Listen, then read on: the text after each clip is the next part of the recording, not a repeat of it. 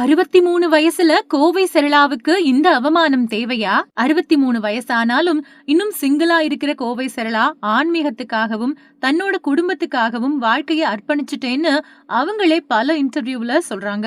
70s 80s சினிமாவில Kovai Sarala நடிக்காத படமே இல்லைன்னு தான் சொல்லணும். அதுவும் அவங்க அட் டைம்ல கவுண்டமணி செந்தில் வடிவேலுன்னு ஜோடி சேர்ந்து நடிச்சாங்க. அந்த டைம்ல நடந்த சில சம்பவங்களை ஷேர் பண்ணியிருக்காரு பிரபல தயாரிப்பாளர் வி சேகர். அவர் பேசும்போது ஆரம்பத்துல வடிவேலு கூட நடிக்க கேட்டபோது கோவை சரளா நோ சொன்னாங்க.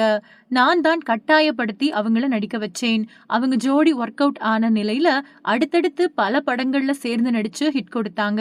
ஒரு கட்டத்துல எங்களுக்கு எதுக்கு தனித்தனி மேக்கப் ரூம்னு சொன்ன வடிவேலு கோவை சரளா கூட ஒரே ரூம்ல மேக்கப் போட்டுக்கிட்டாரு. சில சமயம் 2 பேரும் ரூமை விட்டு வெளியே வரவே இல்ல.